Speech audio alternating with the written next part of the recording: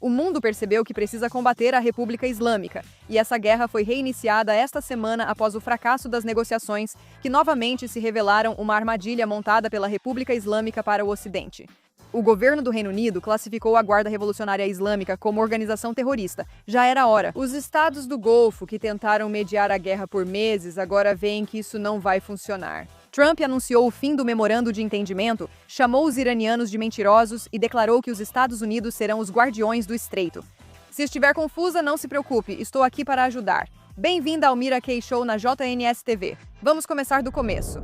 Após meses de negociações, os Estados Unidos mudaram de tática esta semana e iniciaram operações militares em larga escala. Para entender por que isso ocorreu agora, é preciso voltar ao início da guerra, pois os iranianos perceberam desde o início que militarmente não tem chance contra o Ocidente e Israel. Em vez de tentar vencer uma luta impossível, eles buscaram os pontos fracos do inimigo e os usaram. Nada disso foi improvisado. Em 2005, a Guarda Revolucionária Islâmica formalizou a defesa em Mosaico, uma estrutura de comando descentralizada feita para resistir a ataques de decapitação, como o que matou Khamenei. O ministro das Relações Exteriores do Irã afirmou isso no início da guerra. Estudamos por 2 décadas as derrotas do exército dos Estados Unidos e aplicamos as lições. Ou seja, eles têm observado, aprendido e aplicado algo em que o Ocidente não é tão bom. Para o Ocidente, o ponto fraco é a economia. Convenientemente para o Irã, ele fica em uma das áreas geográficas mais importantes do mundo, impactando a economia. Você provavelmente já ouviu falar do Estreito de Hormuz várias vezes. Você sabe, é aquele estreito entre a Península Árabe e a Península Iraniana, por onde cerca de 1/4 do petróleo mundial precisa passar, sem nenhum desvio possível. Esse pequeno local dá ao Irã influência sobre toda a economia global, mesmo sem uma guerra. Para aplicar essa pressão econômica, o Irã só precisa focar no estreito e bloquear o fluxo de petróleo. O aumento dos preços do petróleo eleva o preço de tudo, porque tudo precisa ser transportado e isso rende propaganda fácil. Os preços sobem devido à guerra, então acabar com ela traria preços baixos. Isso não é verdade, mas falaremos depois. O estreito não era o único ponto fraco encontrado. A opinião pública tem sido um fator enorme em como guerras anteriores terminaram no Ocidente, e isso funciona de 2 maneiras para o Irã. Isso se encaixa perfeitamente na abordagem deles em relação a outros inimigos também. Israel sempre teve como ponto fraco a dependência de apoio externo, especialmente dos Estados Unidos. Então, o Irã investiu em campanhas direcionadas para virar a opinião americana contra Israel e contra a guerra. A teoria deles é a seguinte: se o povo americano pressionar o governo a parar a guerra, seja por não querer envolvimento, por odiar Israel ou por questões financeiras, isso favorece o Irã e prejudica a agenda dos Estados Unidos. Agora, para os estados do Golfo que hospedam bases militares dos Estados Unidos, que obviamente são importantes para um ataque ao Irã, o ponto fraco deles era que a paz é a prioridade acima de tudo. Eles buscam se reposicionar como destinos turísticos, mas mísseis caindo não combina com essa proposta. O Irã entendeu que, ao atingir esses países com força, eles começariam a pressionar Washington a recuar, e isso funcionou. Após Israel e Estados Unidos iniciarem guerra contra o programa nuclear do Irã, o Irã não só respondeu a Israel e fez propaganda online, mas também atacou estados do Golfo. A estratégia é fazer outros pressionarem os Estados Unidos para pausarem a guerra, mesmo sem ser do interesse deles, só porque não lidam com a situação, enquanto o Irã sai ileso. Os estados do Golfo fizeram isso. Eles pediram uma pausa a Washington, e os Estados Unidos atenderam. Isso já ocorreu mais de uma vez. Veja, o Irã entende as fraquezas do Ocidente, e eles têm usado isso contra eles repetidas vezes. E como eles fazem isso? Bem, ganhando tempo. A República Islâmica segue uma regra. Aconteça o que for, mantenha as negociações em andamento. Elas servem para ganhar tempo e é isso que o Irã deseja. É hora de reconstruir, repensar e pressionar em outro lugar. Por muito tempo nesta guerra, os Estados Unidos caíram direitinho nessa. Basta ver a linha do tempo. Com o que sabemos, a guerra agora parece diferente. 28 de fevereiro, Estados Unidos e Israel iniciam a Operação Fúria Épica e matam Ali Khamenei, líder supremo do Irã por 36 anos. O Irã não pode responder a isso militarmente, então em poucos dias fecha o estreito completamente. Em março, o fechamento foi considerado o maior choque no fornecimento de petróleo desde o embargo de 1973, elevando os preços.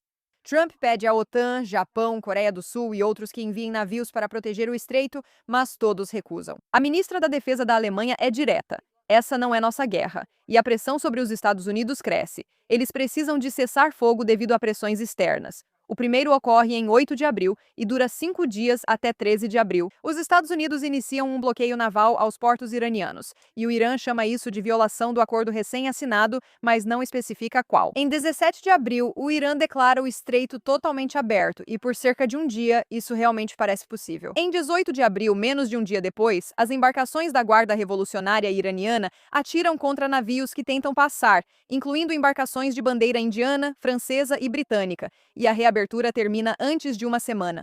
Lembre-se, os iranianos não ligam se o estreito está aberto. Eles se prejudicam e levam todos juntos, mas o que querem mesmo é que os Estados Unidos cedam. Isso está funcionando para eles. Então, o Irã decide instalar uma leva de minas. Trump ordena que a Marinha atire e mate qualquer barco pego colocando-as. Enquanto isso, mais de 30 países se reúnem no Reino Unido para planejar sua própria coalizão para reabrir o estreito sem os Estados Unidos. Em maio, Trump inicia a Operação Unilateral Projeto Liberdade para escoltar pessoalmente navios. O Irã atira nesses navios, mas erra. A França se afasta publicamente da operação dias depois. No fim de maio, negociadores chegam a um acordo provisório, mas ninguém com autoridade o assina. Em 9 de junho, o Irã derruba um helicóptero dos Estados Unidos no estreito, e os Estados Unidos revidam. O Irã responde atingindo bases americanas no Bahrein, Kuwait e Jordânia, que já vinha atacando. E de alguma forma, a grande virada acontece exatamente nesse momento, em 17 de junho, quando Trump e o presidente do Irã assinam um memorando de entendimento formal durante um jantar na cúpula do G7 na França. O estreito é reaberto de verdade. O bloqueio é suspenso. Parece que a paz pode estar chegando, mas lembre-se da nossa regra. O Irã não quer acordo, apenas negociações. Dias depois, o exército do Irã declara o estreito fechado por ataques israelenses no Líbano, enquanto o Ministério das Relações Exteriores afirma que a navegação segue normal. Dois braços do mesmo governo se contradizendo em público, o que é só mais um exemplo do caos que o Irã gosta de mostrar ao mundo. Lembre-se, manter os Estados Unidos em alerta é tudo o que precisam. Até o fim de junho, essa contradição segue nos bastidores e as conversas técnicas continuam. Na Suíça, Donald Trump faz seu primeiro ultimato tarifário em 22 de junho, alertando que sem acordo em 60 dias os Estados Unidos imporão taxas. O Irã ataca mais dois petroleiros, Everlove e Kiko, e os Estados Unidos revidam com cada vez mais força. O tráfego pelo estreito está variando muito de semana para semana, dependendo de qual ataque aconteceu mais recentemente. Gente, é um caos. Em julho, a própria negociadora do Irã diz à televisão estatal que o estreito nunca voltará ao status de antes da guerra, não importa o que seja assinado. Ou seja, eles vão cobrar muito dinheiro porque sabem que a economia é a principal forma de pressionar os Estados Unidos. E por que não ganhar dinheiro se podem? Durante o funeral de Khamenei, na semana em que ambos os lados haviam acordado uma pausa, o Irã ainda assim atacou mais 3 navios comerciais. Os Estados Unidos realizam mais de 80 ataques, inclusive na ilha de Karg, principal centro de exportação de petróleo do Irã. Dias depois, um ataque dos Estados Unidos atinge a periferia da usina nuclear do Irã, mata ao menos 14 pessoas e reacende o drama nuclear que iniciou essa guerra. É nesse momento que Trump fica na cúpula da OTAN em Ankara e declara que todo o acordo está morto, chama os iranianos de escória e diz que terminou a conversa porque esse acordo nunca iria acontecer mesmo. Mas ele não estava nos ouvindo. A semana seguinte é marcada por uma guerra aberta muito intensa. Os Estados Unidos realizam 140 ataques em uma noite, a maior ofensiva de todo o conflito. O Irã fecha formalmente o estreito até novo aviso e ataca Omã, seu mediador confiável, um dia após ambos concluírem negociações sobre manter o estreito aberto. O Irã queimará até o país que mais o ajuda, se isso lhe beneficiar no momento. Lembre-se, toda essa história é muito simples. Não existe nenhum acordo que o Irã realmente queira assinar. Eles buscam causar o máximo de caos econômico e de imagem possível para que os Estados Unidos desistam sozinhos. Mas a boa notícia é que os Estados Unidos agora estão aprendendo a lição, e o resto do mundo também. Esse regime não está interessado em nenhum tipo de paz. Para vencê-lo, é preciso evitar suas manobras de negociação. Não surpreende que Trump tenha anunciado ser o guardião do estreito e cobraria um pedágio de 20%. E claro, esse anúncio logo virou. Em vez disso, os países do Golfo vão apenas investir nos Estados Unidos. Parece que Washington está aprendendo a mesma lição que o Irã já sabia. Para convencer as pessoas de que a luta vale a pena, transforme o argumento em algo financeiro. Lembre-se, Trump ameaçou cobrar pedágios se não houvesse acordo em 60 dias, pois o Irã também queria cobrar pela passagem no Estreito de Hormuz. Taxas de até 2 milhões de dólares por viagem foram suspensas por 60 dias. De várias formas, ele apenas cumpre o prometido e lembra ao mundo que não compensa não apoiar os Estados Unidos. Essa declaração não visa apenas atrair investimentos dos países do Golfo ou intimidar os iranianos, mas sim tranquilizar os americanos. Vou tornar essa guerra financeiramente vantajosa para vocês. E quanto aos estados do Golfo? O Irã já atingiu Bahrein, Kuwait e Jordânia antes, inclusive no início de junho após o abatimento do Apache, e tem repetido essas ações desde então. Nesta semana, em apenas 2 dias, atingiu Bahrein, Kuwait, Catar, Omã, Jordânia e Emirados Árabes Unidos.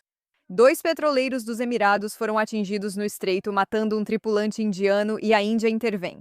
No Catar, uma criança foi ferida por estilhaços de míssil interceptado. O mais impressionante é que o Irã atacou Omã dias após Omã mediar conversas com Teherã sobre manter o estreito funcionando. O país que mais tenta salvar o acordo também é atingido, porque o objetivo é o caos. Todos esses países têm bases militares dos Estados Unidos, especialmente o Bahrein, sede da 5ª Frota da Marinha Americana. Eles percebem que as esperanças de um cessar-fogo falso acabaram. O problema é a República Islâmica, que deve ser tratada como ameaça militar, pois é seu ponto fraco. Você deve ter notado que Israel não participou dessa última escalada, o que pode mudar, mas existem motivos para isso. Meu favorito é bem simples. O desentendimento entre Netanyahu e Trump acabou beneficiando Israel, apesar de muita gente ter entrado em pânico com a ideia de que Trump havia deixado de apoiar Israel. Como dissemos originalmente, o Irã sabe que o ponto fraco de Israel é sua dependência dos Estados Unidos, e Israel está aprendendo essa lição rapidamente também. Apesar de Trump ser um grande amigo de Israel, suas próprias necessidades vêm em primeiro lugar, como deve ser. Na última vez, quando Israel deixou claro que não aceitaria ordens do Irã ou dos Estados Unidos e lidaria com ameaças à sua segurança por conta própria, o Irã entendeu. No Oriente Médio, só a força é realmente compreendida. A mensagem de Netanyahu, quase desafiando Trump sem ultrapassar o limite, mostrou ao Irã que Israel não é tão fácil de intimidar quanto esperavam. A campanha do Irã para virar os americanos contra Israel teve efeito oposto. Com as eleições próximas, Israel deixou de apostar em um presidente americano amigável e busca mais independência, o que o Irã não deseja. Veja, agora Netanyahu deixou sua posição absolutamente clara. Falando na conferência do Negev, ele afirmou aos líderes do Irã: se o Irã errar e nos atacar, responderemos com uma força inédita para eles. O Irã acredita nele. Então, por enquanto, eles estão tentando evitar uma escalada com Israel porque estão percebendo que Israel sozinho é muito formidável. Simplesmente não vale a pena para eles. Isso vai durar? Provavelmente não. As coisas mudam rápido aqui, perceba essa mudança enquanto acontece. Foi sutil, mas muito significativas. Netanyahu se posicionar, mesmo que só um pouco, contra Trump é algo que está dissuadindo o Irã de forma significativa. Sabemos que o Irã mal causou impacto em Israel com seus mísseis. O impacto é econômico. Eles gastam centenas de dólares para atacar, enquanto nossa resposta custa milhões. Mas mesmo assim, o Irã está apostando ainda mais em todas as outras formas de causar danos. Neste momento, a opção militar simplesmente não vale a pena para eles. Eles não querem perder mais mísseis balísticos sem causar efeito em Israel. Ainda não sabemos como isso vai acabar. Este padrão responde a uma dúvida comum. Se a guerra seria entre Estados Unidos, Israel e Irã, por que os combates recentes ocorrem quase só entre Estados Unidos e Irã, com pouca participação de Israel?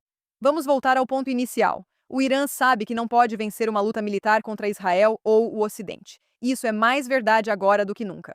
Os ataques desde fevereiro destruíram algo entre 1/3 e metade do estoque de mísseis balísticos do Irã e cerca de 85% das fábricas que permitiriam que ele construísse mais. Uma guerra de mísseis contra Israel, cujas defesas aéreas interceptam a maioria dos ataques, é uma guerra que o Irã segue perdendo e não pode sustentar. Está focando nos pontos fracos, o Estreito e os estados do Golfo ao lado dele. Isso custou ao Irã minas e barcos rápidos, não mísseis difíceis de repor. Mas tem mais nessa história, porque essa nunca foi a guerra de Israel. Então é assim que as coisas estão hoje, em meados de julho. O Irã afirma que o estreito segue fechado até novo aviso, esperando vantagem com a pressão, mas até agora os Estados Unidos parecem ter revertido a situação. O tráfego segue, mas só uma fração do normal passa por um corredor estreito na costa de Omã, pois constroem alternativas. O bloqueio aos portos iranianos voltou. Os combates se espalharam por 6 países que não iniciaram nem podem parar, na esperança de que os Estados Unidos consigam parar isso. Mas eles estão começando a entender que essa ameaça não vai simplesmente desaparecer. Eu espero que isso continue. Essa guerra nunca foi realmente de Israel para começo de conversa. Israel foi o único que acreditou nas ameaças do Irã e teve coragem de enfrentá-las. Se os Estados Unidos querem uma economia mundial estável, ter um ator insano e irracional no controle dela é ruim para todos. Se o Oriente Médio quer paz, precisa se livrar do irmão maluco que ataca por diversão. Se Israel quer deixar de viver sob ameaça, a força é o único fator de dissuasão que já funcionou. Sou Mira Kay e até a próxima.